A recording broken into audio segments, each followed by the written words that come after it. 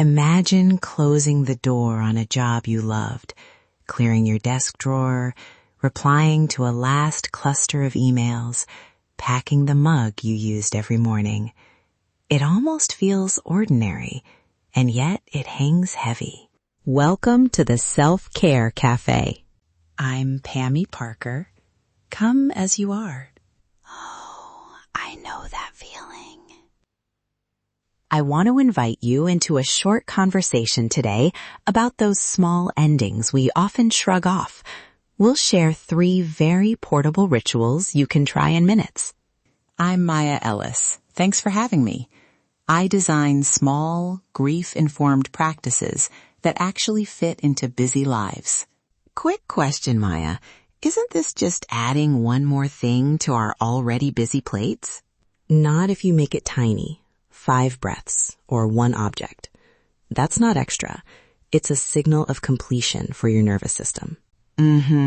So it's less about ceremony and more about a simple, meaningful signal. Exactly. Brief, repeated acts give predictability. Our brains like an ending cue.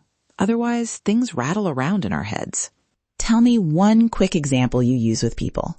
One client wrapped a project notebook, wrote, "Thank you for your lessons" on a sticky note, and put it on the shelf. She said she could finally stop turning the pages in her mind. It was small, but it shifted her. Wow, that image so clear. Okay, let's walk the listeners through the 3 rituals. Short bits, and we'll try tiny guided pieces as we go. First, the tangible letting go. Pick a small object that represents what's ending. Maybe a mug, a bus pass, a receipt, a scrappy notebook. Handle it briefly, say 1 line of thanks, and place it somewhere intentional. Listeners, if you have something nearby, try this with me. Hold it. Notice the weight. Say quietly, "Thank you for what you gave me." Then set it down with intention. How was that? Simple and powerful. The act of handling makes the change visible. It turns an internal knot into a small, contained movement. It lands differently when you physically do it. Second, the naming and blessing pause. This you can do anywhere, waiting for the kettle, in the car, in line. Name one feeling out loud. I notice I feel sad, or I notice I'm relieved. Then add a short witness line, "This mattered to me," and a simple blessing. May it rest gently in my memory. You use the word blessing. I know that can put some people off. Quick note, you can make that secular. Think of it as wishing well. Yes, blessing is flexible.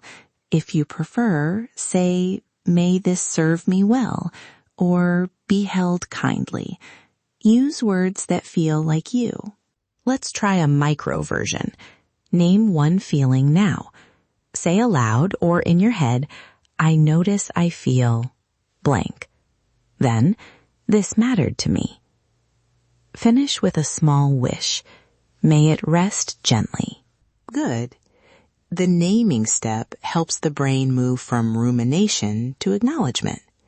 The blessing gives permission to hold it kindly. And the third ritual? The micro-committal, one tiny forward-facing action tied to a value. Instead of someday, pick 1 micro-step. Email 1 person, schedule a 15-minute block, or write a single sentence about what matters to you. Then mark it. Add it to your calendar or fold it into an index card. So we acknowledge, we witness, and then we orient forward. I like that flow. Right.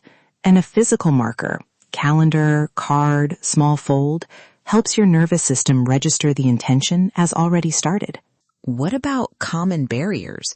Skepticism, time, family watching you do something they don't understand? Treat rituals as experiments. Start with 30 seconds. If family dynamics feel awkward, keep it private. And if grief feels deep or overwhelming, rituals can support, but they're not a substitute for professional help. Reach out when you need to. Practical integration. Where do these fit in a busy day? Pick anchors you already use. The kettle, the walk home, the last email you send. Tie a single ritual to that moment. Set a gentle phone reminder if you like. Small consistency beats occasional grand plans. Before we close, would you lead a 30-second micro ritual we can all do now? If you did that, notice any small shift, quiet or subtle. These rituals don't erase loss, but they can make space for clarity and calm. If you'd like more wording options and variations, there's a printable ritual guide on the Self-Care Cafe website with prompts to help you experiment and personalize each practice. Maya, thank you. These feel accessible and honest. Thank you for the conversation. Small endings matter. Visit the Self-Care Cafe website to download the printable ritual guide and reflection prompts. Try one small ritual this week, 5 breaths, 1 object, or 1 micro-committal, and notice what shifts. And if today's episode touches on something deeper than you can carry, please consider reaching out to a trusted professional. Come as you are. Leave nourished. Thank you for listening.